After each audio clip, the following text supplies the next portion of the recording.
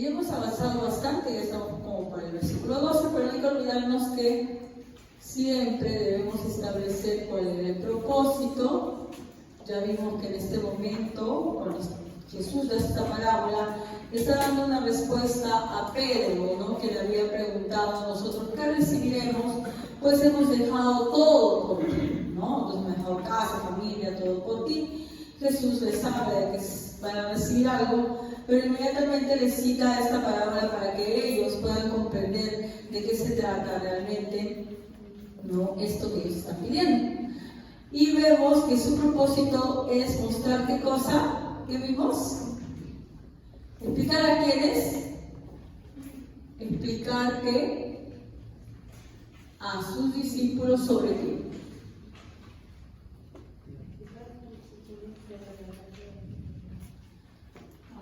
Explicar a sus discípulos sobre la gracia de la salvación, ¿no? Sobre que en sí esto es lo que deberían estar más agradecidos y no estar esperando que porque ellos habían, ¿no?, dejado todo, deberían recibir algo especial. Recordemos que los discípulos pues continuamente discutían entre ellos sobre quién sería el mayor, quién se sentaría a un lado y al otro y todo lo demás, ¿no? Bueno, luego que vimos el propósito comenzamos a ver uno por uno los versículos, ¿no? Comenzamos que rápidamente solamente vamos a ver diciendo que Dios es el que busca. ¿Por qué? Porque vemos pues que es el dueño de la viña, el que sale ¿qué cosa? A buscar obreros. Y de la misma manera Dios es el que nos busca para acercarnos a Él. ¿Okay? No somos nosotros los que le vamos a buscar, sino es Él el que sale a nuestro encuentro, y eso lo vemos en varios pasajes de la Biblia, como en las parábolas que también hablan de que hay algo perdido y Dios lo va a buscar, como la oveja perdida, la moneda perdida y demás. ¿Okay? Aunque podamos nosotros incluso recordar que en algún momento nos vinimos a una iglesia o nos acercamos o abrimos nuestra Biblia o nos arrepentimos, en realidad el que produjo eso en nosotros fue Dios, no es nosotros. Y el ejemplo más grande de eso es el apóstol Pablo, ¿no? ¿El apóstol Pablo buscó a Dios? No, él estaba persiguiendo a la iglesia de Dios, ¿no? Porque cualquier otro podría pensar en otros ejemplos, no así, pero aceptamos. ¿Sí? No, Pablo estaba en otra, totalmente en otra. Él estaba yendo de camino a Damasco a hacer todo lo contrario de lo que era la voluntad de Dios, totalmente alejado, ¿no? Y vemos cómo Jesús se le presenta y cambia completamente su vida. ¿Hubo acaso una voluntad de arrepentimiento de él? Que él lo buscara, que él dijo, bueno, no, sí, estaba haciendo mal, que se persiguiendo a los apóstoles, no está bien. Hubo una reflexión, siquiera como la que tuvo el hijo pródigo cuando vimos, ¿no?, que dice que volvió en sí, ¿no? Ya sabemos que se volvió en sí también es de Dios, ¿no? Nada. En la Biblia no dice nada sobre que Pablo estaba caminando de camino a Damasco y comenzó a reflexionar, yo creo que está mal lo que estoy haciendo, me parece que... No, se le apareció el mismo Jesucristo y como que le borró la memoria y le dio algo totalmente nuevo, ¿no? Ahí vemos un ejemplo grande de cómo Dios busca. Y no es el único, porque los demás también, aunque nos parezca que hemos sido nosotros lo que hemos buscado, es Él el que ha salido de nuestro encuentro. Luego también vimos que quienes esperan, los hombres esperan, ¿no? Y estos hombres que esperan son aquellos que realmente tienen la certeza, tienen la convicción de que necesitan, ¿ya? El hombre que espera ser contratado es que tiene la idea en la cabeza de que sí necesito un Salvador, y esa idea la ha implantado Dios, ¿verdad? Que nosotros necesitamos un Salvador. La persona que cree que no necesita de Dios porque es muy buena, porque no ha hecho nunca nada malo, ¿va a buscar salvación?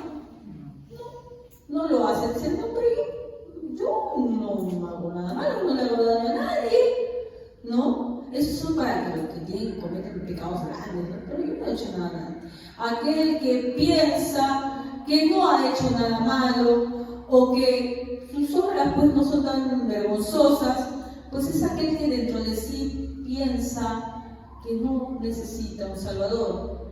Cuando uno busca un Salvador, ¿cómo lo busca? De manera desesperada, porque sabes que tu vida depende de eso.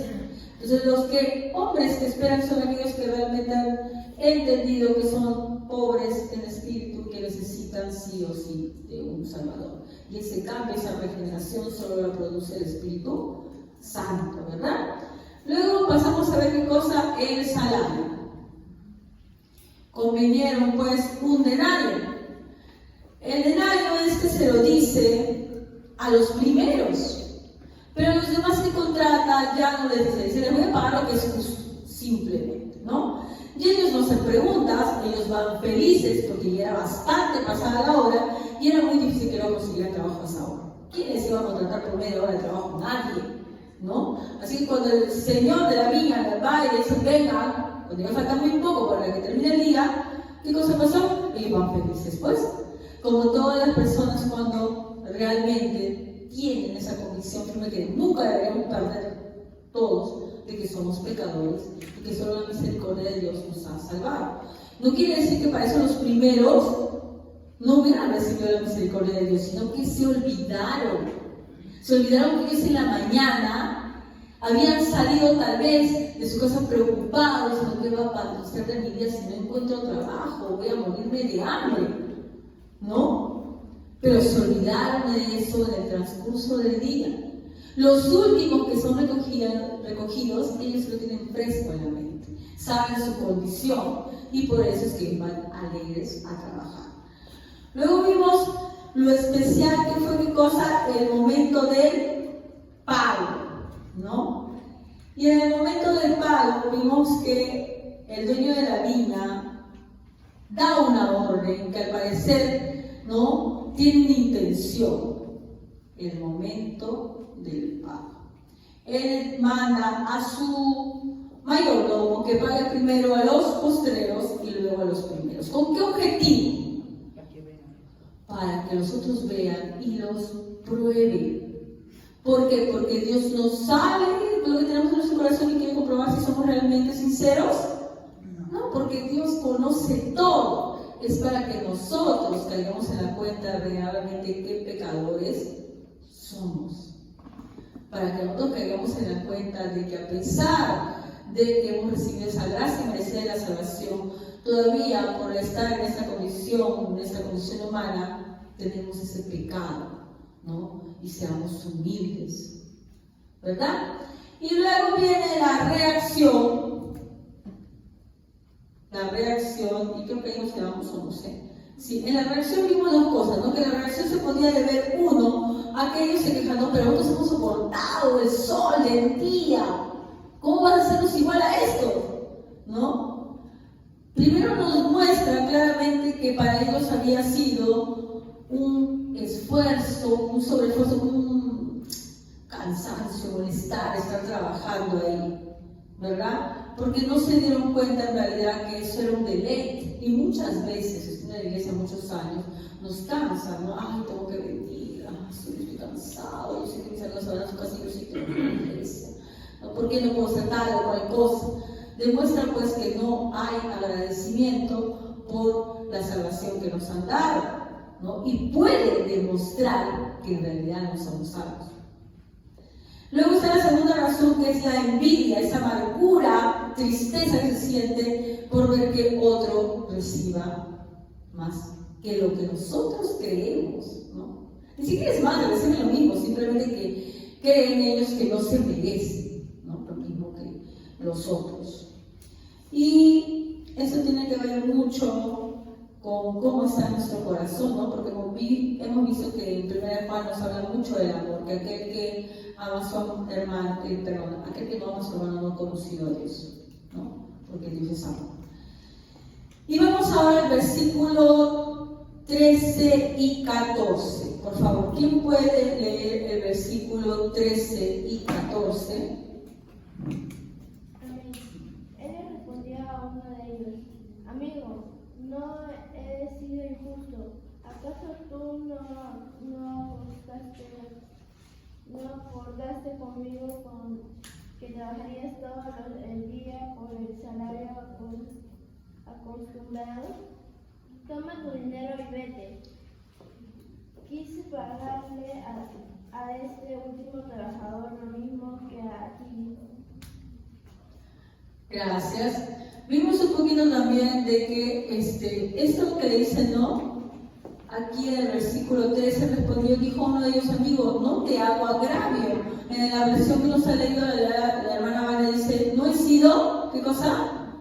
Injusto, ¿no? Y vimos como que un dibujito para más o menos entender, ¿no? ¿Qué cosa podría ser injusto y qué cosa no es injusto? ¿Qué es la justicia dar a cada uno?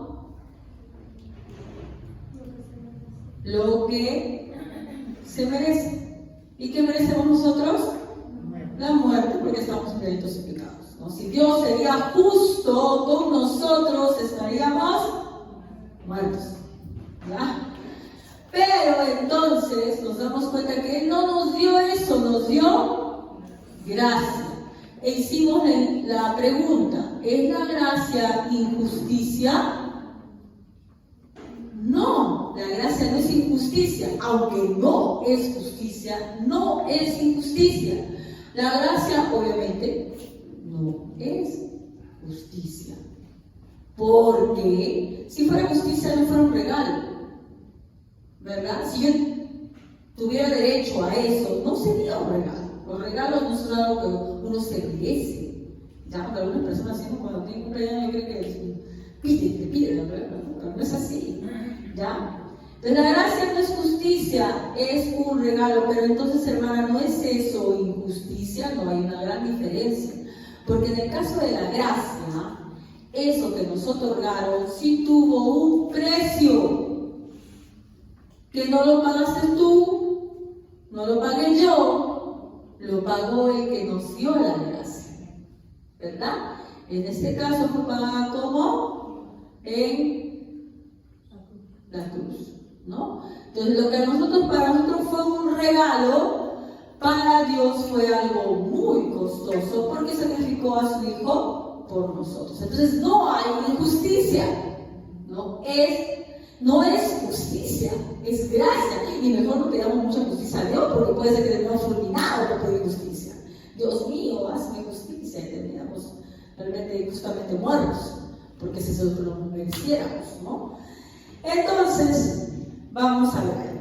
Hay que ver que en esta parte del versículo que nos acaba de leer nuestra hermana Vania, luego de que habla de la injusticia que ya hablamos la semana pasada, en el 13, en el 14, vamos a concentrarnos en el 14, hay una palabra muy interesante que dice, toma lo que es tuyo y vete, pero quiero dar este postrero como a ti, no me es lícito hacer lo que quiero con lo que es mío.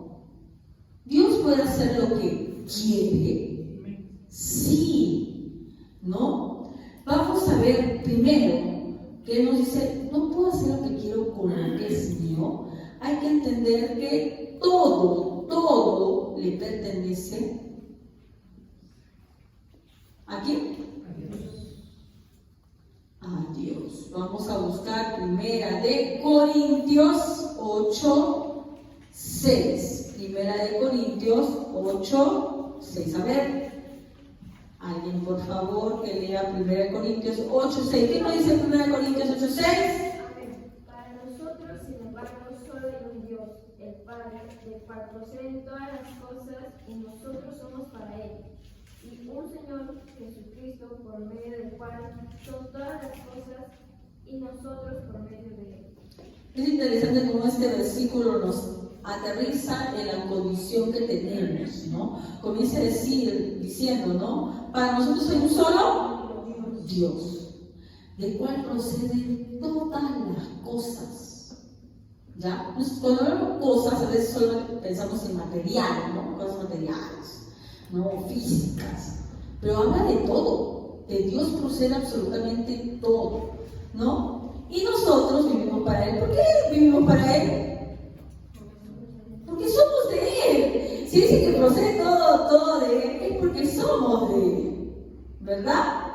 por donde no le pertenecemos, y un solo Señor Jesucristo, mediante el cual existen todas las cosas, y también nosotros vivimos por medio de Él. Somos de Él y vivimos mediante Él. No es que solamente somos posesión de Dios, sino que todo nuestro actuar, todo nuestro desempeño en esta vida, todo nuestro caminar, acciones, se debe regir bajo Jesucristo.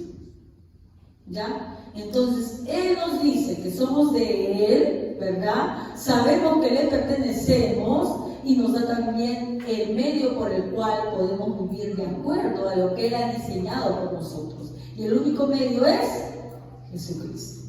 Entonces, ya que tenemos claro de que todo le pertenece a Dios, entonces si todo le pertenece a Dios, también, obviamente, la salvación le pertenece ¿a quién? A Dios. No a nosotros, sino a Dios. Vamos a buscar Romanos 9:15. Romanos 9:15.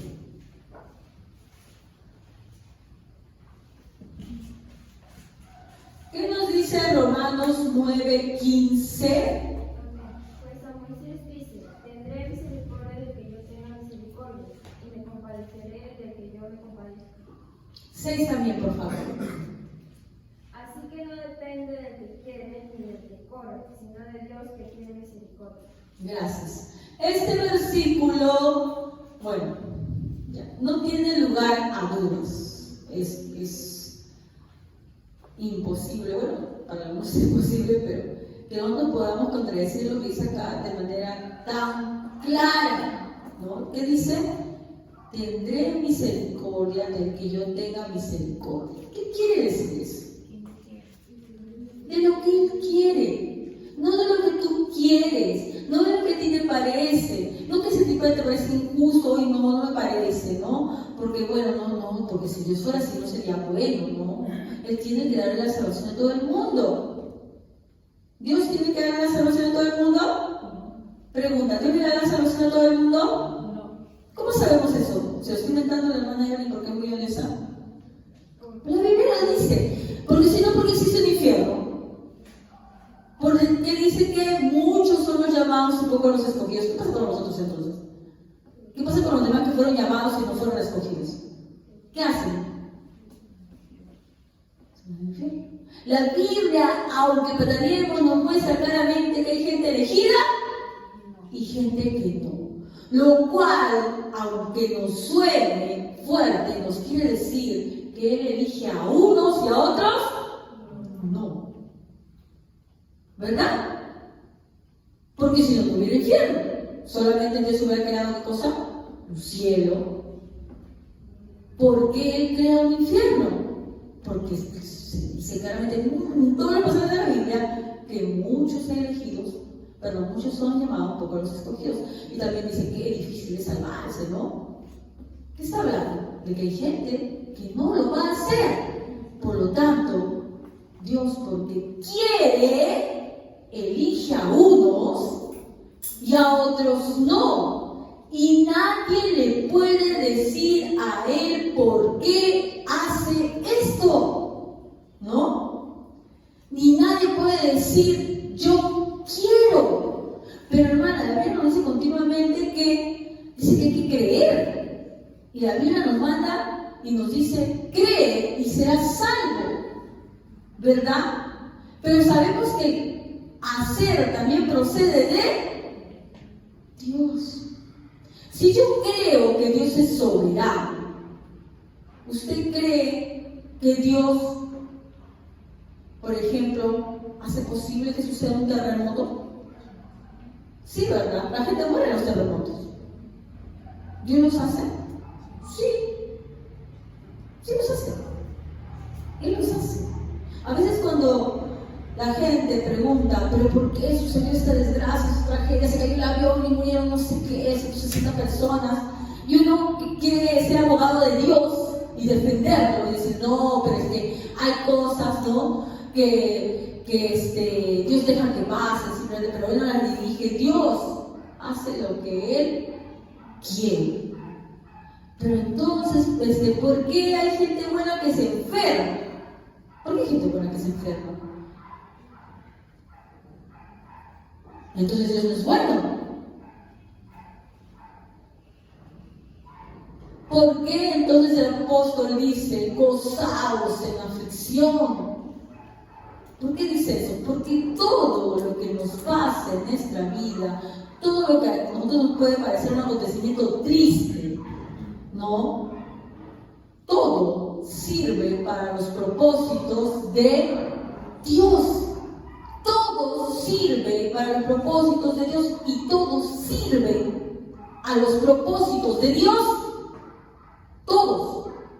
¿El enemigo también sirve para los propósitos de Dios? Sí. Él también sirve para los propósitos de Dios. Lo vemos claramente en Job. Cuando el enemigo dice, no, le va a decir, mira, no. Primero Dios dice, mira mi siervo Job. ¿No? ¿Se lo dice a quién? ¿A quién le dice, mira mi siervo Job? No, Dios se lo dice a quién. Al enemigo, pero mira mi siervo Job, le dice. ¿Dios conocía al enemigo? Sabía su corazón, sabía lo que iba a reprocharle. Claro, pues si le das todo, ¿cómo no va a ser? El enemigo está muy presto a hacer la labor que le toca, porque es malo, él es maligno. Entonces, pero su maldad, no es que Dios haga la maldad, pero la maldad del enemigo sirve para los propósitos de Dios. Pues Dios le dice, está bien, quítale todo, pero no le toques la vida, ¿no? ¿Y esto para qué sirvió? Que Dios fuera totalmente, ¿no? Que Job fuera totalmente despojado de todas sus riquezas, que se muera a su familia, que su esposa lo abandone, todavía diga maldice a Dios y muere una vez, ¿verdad? Job le pide a Dios, quiere saber la razón, porque él acepta lo que Dios está haciendo. Él dice, Dios da y Dios quita, de él sea la gloria, pero él quiere saber. ¿Y Dios le explica por qué? No lo hace. Solamente le comienza a decir todo lo que él hace. ¿Acaso yo no controlo? Le dice. Yo no creo el universo. Yo no hago que tal o cual cosa ande. ¿Por qué le responde Dios con esto? Le quiere decir algo que a veces no queremos aceptar, que Dios está en control de todo. A veces se burla mucho de esta forma de pensar y dice, ay, sí, Dios controla incluso a veces que yo estornudo, ¿verdad? Dios controla todo. ¿Sabes por qué? Porque si un estornudo te puede traer una enfermedad, un contagio y te mueres. ¿Sí o no? Miren el COVID. ¿Cómo se inició?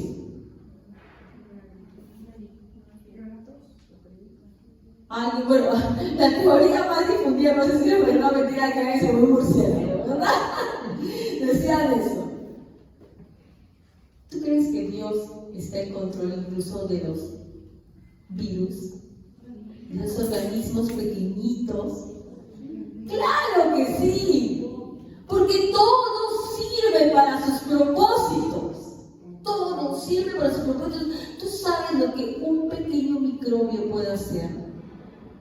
Una pequeña bacteria puede significar la vida o la muerte. Puede significar que millones de personas hayan muerto como murieron con el COVID. Y cómo esa maquinaria, un pequeño engranaje giró un engranaje más grande y otro engranaje más grande y otro engranaje más grande.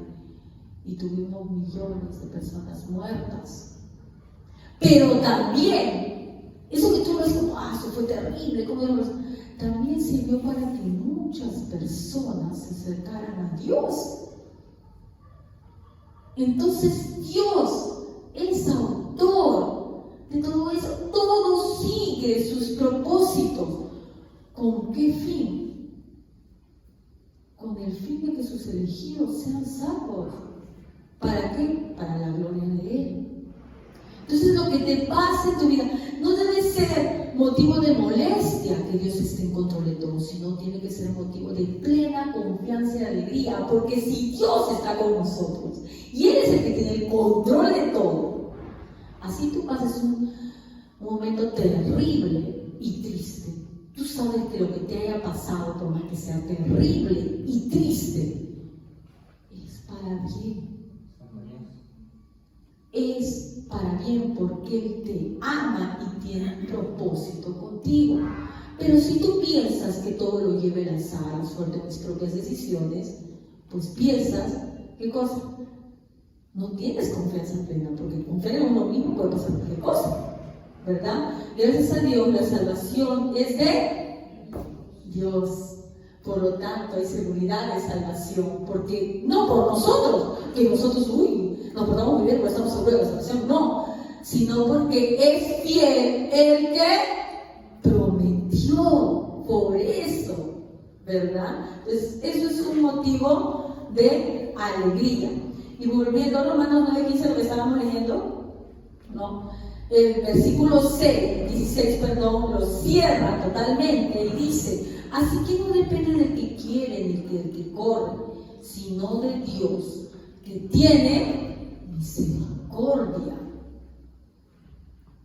Pero entonces podría preguntarse el hombre: si Dios entonces elige y no depende de que yo corra ni que me esfuerce, ¿por qué me esfuerzo?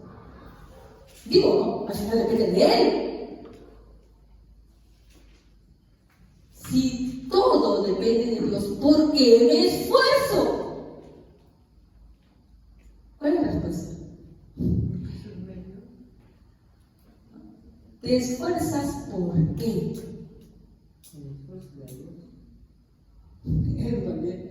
Te esfuerzas para agradar a quien te salvó, para agradecer a quien te salvó. Él te lo ha dado todo. Entonces, ¿por qué tú te quieres apartar con todo ahínco del pecado? Ese es el punto también más de Dios, ¿verdad?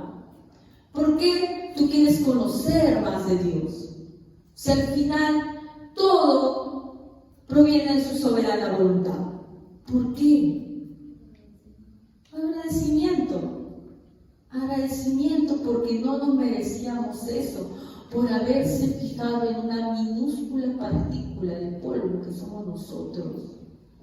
Nuestro corazón, cuando entiende realmente las dimensiones de la gracia soberana de Dios, no puede dejar de agradecer. ¿Cómo es posible que un Dios tan magnífico, ¿no?, tan poderoso, se haya fijado en nosotros, miserables criaturas? Entonces tu corazón está solamente empeñado en congraciarte, agradecer a ese Dios que te lo ha dado todo sin tú merecer absolutamente nada, ¿no? Entonces, si entendemos las cosas en el orden correcto y no al revés, entendemos que no es porque yo me esfuerce, no es porque yo corra, ¿verdad? Es que me esfuerzo y corro porque estoy agradecido. Dice Pablo, ¿no? He corrido, ¿no? ¿Han leído esa parte? He corrido, he peleado en la batalla. ¿Se está echando flores? No. Pero todo lo ha hecho, ¿no? Porque es un ser útil y ha hecho, ha servido como el utensilio para el cual Dios me había creado. ¿Verdad? Ok. Entonces, nos damos cuenta que la salvación es de Dios, ¿no? Todo le pertenece a Dios, la salvación le pertenece a Dios, ¿no? Y Él la concede a quien quiere, como quiere, y en el tiempo que Él quiere. Si uno de nosotros diría aquí: yo hago lo que yo quiero, ¿cómo se escucha eso? Soberbio, orgulloso. Pero Dios me puede decir: sí, porque Él sí hace lo que Él quiere, porque todo le pertenece a Él, ¿verdad? Entonces, aquí podríamos agregar algo, explicar a sus discípulos sobre la gracia. La gracia tiene una característica: es soberana, ¿no? La decisión de dar este regalo a los hombres es solo de Dios y no de nosotros. Por otro lado, no tenemos derecho a hacer ningún reclamo y mucho menos acusarnos de injusticia como estos labradores. Pero qué injusticia, ¿no? Nos ha hecho trabajar todo el día y esto no ha hecho absolutamente nada y se han llevado lo mismo con nosotros, ¿no? Dios es el que decide y su creación no tiene ningún derecho de llamarlo injusto. Eso es una blasfemia, hermanos, ¿no? En Romanos 9:21 nos dice: mas antes, hombre, ¿quién eres tú para que alterques con Dios? ¿Quién eres tú para que le digas que injusto eres? Dirá el vaso de barro al que lo formó: ¿por qué me has hecho de esta manera? ¿O no tiene potestad el alfarero sobre el barro para hacer de la misma masa un vaso para honra y otro para deshonra? Y te dice entonces ahí que algunos los hizo pues para honra y otros para deshonra. Todos sirven para sus propósitos, ¿verdad? Él ha hecho a todos de la manera que Él quiso y todos sirven para su propósito. Todos, los elegidos y los no elegidos, los ángeles dependientes y los ángeles caídos sirven para sus propósitos. El bueno sirve para sus propósitos, el malo también. ¿Qué, hermana? ¿Cómo que el malo? El faraón, por ejemplo, no sirvió para los propósitos de Dios, para que demostrara que con el gran poder que iba a sacar a su pueblo de Egipto. ¿Acaso los hermanos de José, cuando lo vendieron, no pensaron, uy, estamos obedeciendo los propósitos de Dios? No, ellos querían hacerse de su hermano, no lo aguantaban, ya que estamos viendo también la envidia, no lo aguantaban. Ellos pensaron, uy, sí, voy a hacer eso porque yo sé que Dios utiliza la maldad que yo tengo. No, ellos con toda maldad voltearon a los hermanos, lo tiraron a un pozo, ¿no? Y para desaparecerlo, lo vendieron. ¿Qué pensaban que iba a pasar con José? Que iba a trabajar de esclavo hasta que se muriera. No morirá por nuestra mano, pero lo estamos matando prácticamente. Pero en cambio, Dios utilizó, ¿no?, esta maldad de estos hombres. ¿Para qué? Para cumplir un propósito grande, para que José luego, cuando fuera, ¿no?, en Egipto enaltecido, fuera utilizado para salvar al pueblo de Israel. Bueno, todavía, porque ya se va a Israel porque su papá se llama Israel, ¿no? Jacob lo cambiaron por Israel. Entonces vemos cómo incluso la maldad de estos hombres fue utilizada, para cumplir el propósito de Dios. No quiere decir para nada entonces que por ello Dios sea el autor del mal. La maldad provino de sus hermanos, ¿no? Del corazón del hombre proviene la maldad. Pero Dios es tan todopoderoso que puede hacer, que puede permitir esa maldad con el propósito de sacar algo bueno. Entonces tú vas a ver en la Biblia muchos otros casos de gente que cree que está desafiando a Dios. Miren los mismos Anás y Caifás. Traman cómo matar a Jesús. Hacen todo, ¿no?, una estrategia. Se encuentran con Judas, le dan dinero, ¿no?, y logran que él lo entregue. ¿Logran que lo crucifique? Sí, ¿verdad? Pero no sirvió, esta maldad para cumplir el propósito más grande que él había tenido desde el principio Dios. Que su hijo muriera, pero que luego resucitara. Entonces, ahí vemos en muchos ejemplos cómo Dios hace lo que Él quiere, ¿no? Y qué bueno que hay un orden, qué bueno que hay una magnífica y todopoderosa mente que está dirigiendo, porque nos hace confiar plenamente que todo lo que nos sucede tiene un propósito, ¿ok? Entonces nos damos cuenta que esta gracia, como dice claramente este dueño de la viña, ¿no? Toma lo que es tuyo y vete, pero quiero dar este postrero como a ti. No me es lícito hacer lo que quiero con lo que es mío, pues obvio porque es de él. Pero inmediatamente después nos dice, o tienes tu envidia porque yo soy bueno. Y ahí está el problema que estábamos analizando nosotros. ¿Qué cosa? La envidia. Ya lo habíamos visto un poquito más la vez pasada, ¿no? La razón por la que estas personas estaban tan molestas, una de las razones, ¿era qué cosa? Envidia. Y miren, lo particular de esto es que aquí está hablando con gente que supone que ha trabajado para él. Los obreros fueron contratados ¿por quién? Por el Señor. ¿Trabajaron en su viña? Sí. Los cristianos, ¿verdad? Trabajamos en su viña. Pero le está dando a ellos una característica. ¿Qué cosa es la envidia? Por eso es que trata de explicar a sus discípulos que aún siendo sus seguidores, ellos también tienen envidia. ¿Por qué nos da esta palabra a nosotros? Porque Él sabe que aún siendo cristianos, todavía en nuestro corazón puede anidar la envidia. Por eso es que nos habla, por eso es que esto va dirigido a la pregunta que hace Pedro. ¿Y qué le daremos a nosotros? Nosotros dejamos todo, ¿no? Como si ellos tuvieran que merecer más. Y Dios ve en el corazón de Pedro que hay una raicita, ¿no? Que está creciendo, una mala hierba, que es la envidia. ¿Por qué? Porque Él decía, hemos dejado todo. ¿Cuántas veces a veces, no?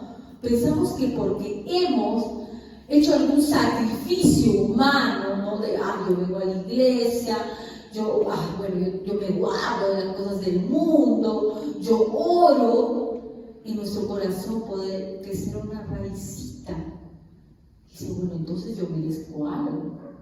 Y cuando inmediatamente vemos que otro sí tienes algo y tú no, te da envidia. Y Dios sabe eso y por eso manda a decirte, ¿qué cosa? ¿Qué manda a decirte? Que yo hago como yo quiero y como yo deseo. Y se lo dice a sus discípulos, como vimos la vez pasada cuando Pedro le dice, ¿y este qué? ¿Y a ti qué?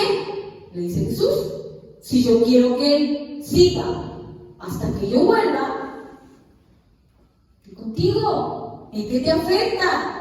Yo trabajo con cada persona de manera diferente. Y esa forma en la que yo trabajo es para cumplir mis propósitos. ¿Quién sabe a ese se convierte hasta el último de sus días como fue quién? ¿Se acuerdan? El que estuvo crucificado al lado de Jesús. Se convirtió en el último casi 30, 20 segundos de su vida. Y fue salvo. Y yo estoy seguro que hizo muchas maldades. ¿Sí o no? Era un ladrón, un salteador, por ahí quizá le había matado a alguien. Pero incluso esa maldad que ejecutó él sirvió para los propósitos de Dios. Y en un momento dijo, hasta aquí. Tú no lo cuestiones. Él sabe por qué deja hasta cierto tiempo a alguien. ¿No? Eso es que sabe, entonces yo voy a esperar, ¿no? Para que Dios, al último momento, tú no sabes si tú eres uno de ellos. Porque la palabra también dice, si escuchas hoy su voz, no endurezcas vuestro corazón como en la provocación. Porque, oh barro, tú no sabes nada de los propósitos de Dios. Entonces tú no estás calculando, bueno, pues tengo 20 años, voy a disfrutar todavía la vida, y a los 50 ya me convertiré. Porque tú no sabes ahora, si te caes por aquí no me la caeré, y nomás quedaste. ¿Verdad? Entonces Dios te dice, no endurezcas tu corazón como en la provocación. Si has escuchado la palabra, entrégate desde ahora, porque sí. Ha sido el propósito de Dios que tú escuches la palabra temprana edad Lo más probable es que sea su propósito que nos sirva desde temprana edad. ¿Okay? Entonces, continuamos. Entonces, vemos cómo lo que había querido evitar, Jesús quería evitar, es que esto que él ya estaba observando, la envidia, surgiera en sus discípulos, ¿verdad? En lo que está leyendo nuestro hermano Javier, en 1 Corintios 13:4, ¿qué nos dice? 1 Corintios 13:4. A ver. ¿Qué dice 1 Corintios 13:4? Sobre el amor. El amor es paciente y bondadoso. El amor no es celoso, ni fanfarrón, ni orgulloso. Muy bien. Ahí en vez de envidia dice no es celoso, porque la envidia ¿qué es? Celos. Porque no tengo lo que él tiene, ¿no? Eso es la envidia, ¿no? Y vemos que el verdadero amor, que obviamente es su Hijo Jesucristo, dice que él no tiene envidia. El verdadero Hijo de Dios no tiene envidia, mami, se alegra por los triunfos del hermano. Se alegra, no dice, pero ¿por qué si tiene facilidad para leer? Yo no tengo facilidad. No, se alegra, se deleita, porque el hermano tal vez haya crecido.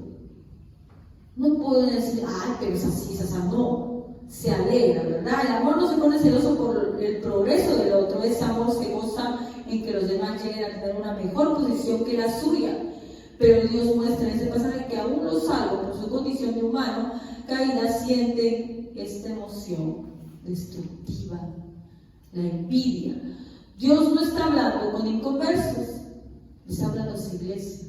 Tengan cuidado que no se anide entre ustedes en su corazón la envidia, porque no lleva a nada bueno. ¿Por qué mató Caín y Abel? Envidia. ¿Por qué recibe la ofrenda de mi hermano y a mí no? ¿No? ¿Por qué vendieron sus hermanos a José? Por envidia. O sea, no, porque mi papá lo quiere más a él. ¿No? Miren a qué maldad los obligó, ¿no?, esta condición. ¿Por qué también muchos de los a Saúl, a David, por ejemplo, también, ¿no? Envidia. Muchos de los apóstoles también fueron perseguidos por envidia. Lo dice, a ver, buscamos ahí Hechos 5, 17, 18. ¿Qué dice Hechos 5, 17, 18? A ver. Hechos 5. El sumo sacerdote y todos sus amigos del grupo de los saduceos se llenaron de envidia. Así que arrestaron a los apóstoles y los metieron en la cárcel. ¿Por qué? Por envidia. Porque los apóstoles hablaban de Dios y había gente que se convertía, ¿no? Y a ellos pues, se le iba yendo a la gente y la envidia hizo que los encarcelaran. Entonces, la envidia no es simplemente que se quede emocionada y envidia, provoca hacer el mal, provoca caer en pecado. ¿Ya? Y recordemos, no, pero si no lo ejecuto, no, sabemos que Dios no toma por inocente a alguien que simplemente, bueno, como no lo hice, solo lo pensé, solo me siento, solo me la cola. No, Dios no toma por inocente a ellos tampoco, ¿no? Así tú nunca llegues a concretar con los hermanos de José, como Caín, que mató a Abel, ¿no? Y estos hombres que metieron a la cárcel solo simplemente por envidia. Así tú no lo llegues a ejecutar, porque está en tu corazón, ya es pecado. Y el dejar que eso crezca es pecado. Por eso Dios nos llama a reconocer si lo que estamos experimentando no es tanto que seamos muy devotos de Dios y queramos que todo ande bien, sino a veces puede ser también envidia, ¿verdad? Entonces en el versículo 16 termina diciendo: así los primeros serán postreros y los postreros primeros, porque muchos son llamados y pocos los elegidos, ¿no? Y sabemos pues, por el ejemplo de este hombre que muere al lado de Jesús, ¿no?, que fue uno de los llamados a la última hora del día. Sin embargo, tuvo el mismo gozo de salvación que nosotros, anhelamos tener. Y esto nos debe alegrar, como le decía la semana pasada, porque muchos de nosotros tenemos parientes que no quieren conocer la palabra. Incluso cuando le hablamos, se molestan, ¿no? Quiera Dios tener misericordia, ¿no? Por eso que siempre debemos orar, no para cambiar los ustedes, sino para aceptarlos. Pero quiera Dios tenga misericordia y sean movidos, ¿verdad? Porque no es nuestro querer, nuestro hacer, sino de Él que tiene misericordia. Pero entonces, hermana, hay algo que no me queda claro. Hace un tiempo, usted dijo que sí había recompensas. Hay recompensas. Porque mire, cuando Jesús le responde a Pedro la pregunta, ¿no? En el capítulo 19, vamos al capítulo 19 de lo que estábamos leyendo, hay una parte en la que Pedro le dice, bueno, nosotros hemos dejado todo, que nos toca, ¿no? Todo hemos dejado por ti, Señor, casa, todo, dejé mi barco ahí, no, ya no pesco, no hago nada, ¿no? Y entonces Jesús le responde, nadie, ¿cómo está acá? Ya. Les seguro responde Jesús, que la renovación de todas las cosas cuando el Hijo del Hombre se siente en su trono glorioso, ustedes que me han seguido se sentarán también en 12 tronos para gobernar a las 12 tribus de Israel. A ver, hermanas, se recompensa. Y uno más vamos a leer sobre la recompensa, 1 Corintios 3:14. A ver aquí. Recompensa.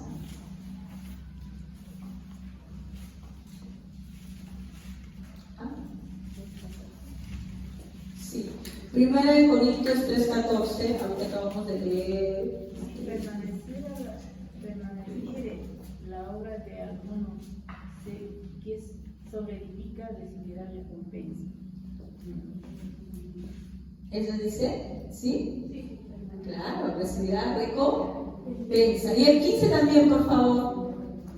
Si la obra de alguno se quemare, él subirá pérdida. Si bien él mismo será salvo, aunque sí con fuego. Entonces aquí ya me confundió, hermana. Miren, en sí tenemos unos cuantos versículos que hablan de ciertas recompensas. Ya no sabemos más. Por lo menos yo en mi limitado conocimiento nos habla de que ciertas personas reciben recompensa. Acá también a Pedro se lo dice, ¿no? Incluso dice que se van a sentar, dice que le van a dar 12 tronos, ¿no? 12 tronos, entonces la cuestión, entonces sí, está bueno, no dice nada más, pero dice eso. Pero yo no voy a negar para nada que sí existen recompensas. Porque acá en 1 Corintios 14 dice, si permanece la obra de alguno que sobreedificó, porque luego la base es Cristo. Los demás sobreedificamos encima. Recibirá recompensa. Si la obra de alguno no se quemare, él sufrirá pérdida. Si bien él mismo será salvo, aunque así como por fuego. O sea, no pierde la salvación, pero parece que hay otros que reciben recompensa. No lo voy a negar porque lo dice. Pero ¿para qué esa recompensa? Mire cómo termina esa recompensa. Apocalipsis 4, 10, 11. ¿Qué nos dice Apocalipsis 4, 10, 11? Apocalipsis 4, 10, 11. ¿Para qué será esa recompensa, hermanos? Apocalipsis 4, versículos 10 y 11. ¿Qué nos dice?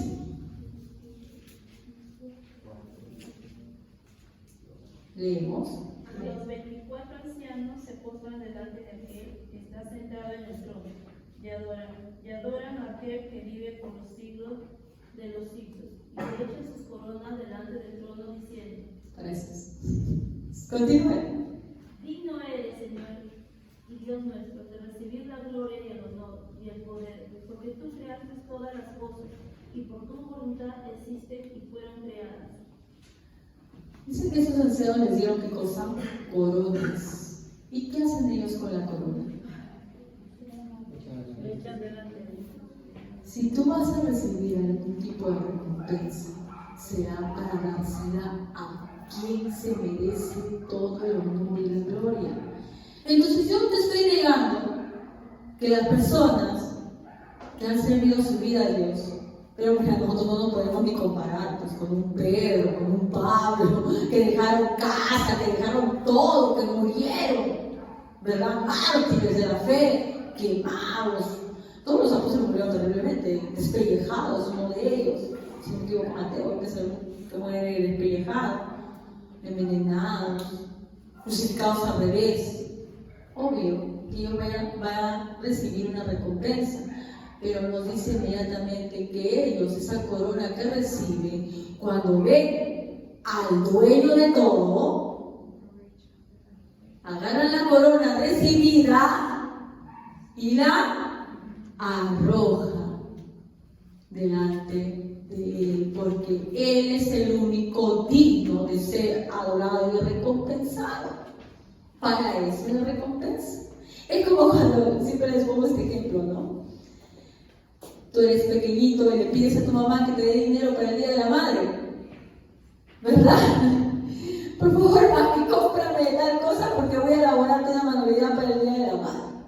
De la misma manera, como nosotros no tenemos nada, Dios nos provee, Dios provee a esas personas que van a recompensar de algo para que lo puedan tirar. Así como cuando Jesús entró a Jerusalén y entraron, ¿no? Pusieron palmas para que él pasara y decía, oh, al rey, ¿no? ¿Quién dio el crecimiento a esas plantas o que hayan puesto sus alfombras? Lo puso Dios. Es que a veces, y ahí trabaja mucho el concepto de lo que podemos ofrecer a Dios, ¿no? Entonces, uno piensa, no estoy dando mi tiempo, mira, yo hago sacrificio, vengo temprano, ¿no? Yo llego, yo ofrendo, no, yo sí canto para Dios, yo estudio la palabra, ¿no? Y es esta misma dinámica, esos talentos o bendiciones que nos ha dado Dios, es para él mismo, para que tú tengas algo, porque tú en realidad no tienes nada, para que tengas algo que ofrecer para eso. Entonces, cuando el apóstol Pedro pregunta a Jesús, ¿qué pues si nosotros hemos dejado todo por ti? Y Jesús dice, ustedes van a recibir tronos, van a estar sentados ahí, ¿no? Y ya sabemos para qué. Tal vez en ese momento Pedro no lo hubiera comprendido, porque yo creo que en ese momento Pedro quedó feliz, ¿no? Pero luego, obviamente, lo comprendió, ¿no? Estuvo feliz. Incluso se cuenta en su tradición, ¿no? De cuando a él lo iban a crucificar, él no permitió que lo crucificaran igual que su maestro. Dijo, yo no puedo tener el honor de morir crucificado igual que mi Señor. No, a mí crucifíqueme de cabeza, porque no puedo ser igual que mi Señor, ¿no? Porque él comprendió la diferencia, ¿no? Que había con él, la gran diferencia que había con él. Y él no quería, pues, para nada pensar, ¿no? Que él quería ser igual o él también fuera tomado como un mártir a la par de Dios, de Jesús, no, nada que ver. Él quería ser diferente para darle a Dios su lugar, ¿verdad? Entonces, viendo este pasaje, esta parábola de los obreros de la viña, pues nos tratan de evidenciar que nosotros somos salvos por una gracia soberana, que muchas veces, hermanos, no nos rompamos la cabeza con esta cuestión. Tú tienes que entender lo que dice Dios al final de la parábola, ¿no? ¿Acaso no puedo hacer lo que quiero con lo que es mío? ¿O tienes tu envidia porque yo soy bueno? Comprender que incluso esos obreros se olvidaron de que habían sido muy felices cuando en la mañana el dueño los contrató. Nunca olvidemos cómo llegamos a los pies de Cristo. Ese es el problema.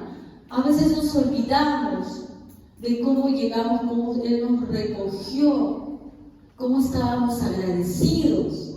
Si tenemos siempre en nuestra mente la condición en la que estábamos, de donde Él nos salvó, siempre seremos agradecidos, ¿verdad? Y cuando Él salva a otras personas, también estaremos felices por esas personas.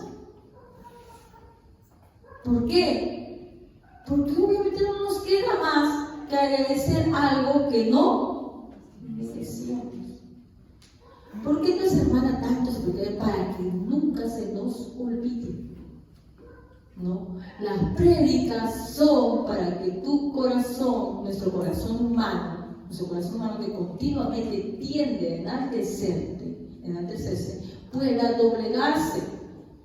Entonces, como con un cincel, la palabra tiene que doler.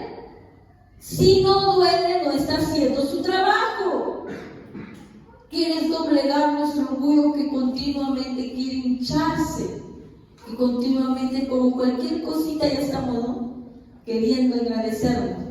Dios entonces utiliza su palabra para doblar nuestras rodillas y reconocer que el único que merece reconocimiento es Él. Porque la gracia que Él nos proveyó, como habíamos hablado, es un gran regalo para nosotros, pero a Él le costó la vida de su Hijo Jesucristo. Un Dios tan todopoderoso que controla el universo, las galaxias, cada cosa, cada partícula. Por ti y por mí vino este mundo en forma humana. Estuvo 9 meses en un útero, salió, vivió como un pequeñito, ¿no? Se hizo como uno de nosotros, experimentó todo lo que un Dios en su trono no tiene por qué hacer eso. ¿Para qué? Solamente por el inmenso amor que nos tiene, ¿verdad? No, dice que no tomó, ¿no?, en muchas condiciones, tomó forma de hombre para salvarnos. Hermanos, entonces nos queda solamente agradecer a nuestro Señor y no ser nunca como estos obreros de la viña, de que Dios nos libre de acusar de justo a nuestro Dios. Vamos a ponernos de pie y vamos a orar. Padre bendito, Padre amado, te damos gracias, Señor, por tu palabra.